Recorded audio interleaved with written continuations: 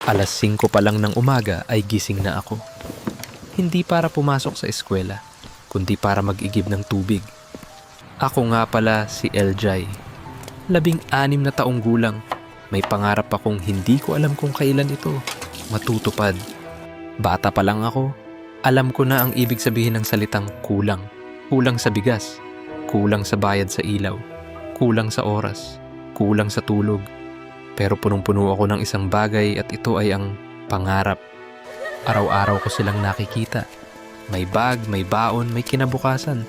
Samantalang ako, may pasan, may pawis, pero walang direksyon. Sa gabi, kandila lang ang ilaw ko. Pinabasa ko ang lumang module ng pinsan ko. Wala akong guro, pero meron akong tanong.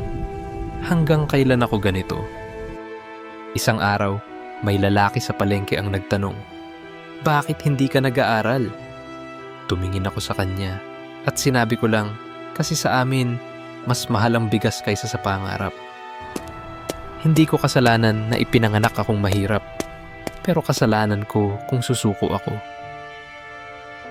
Hanggat may kandilang may apoy, may pag-asa pa ring magningning ang pangarap ko.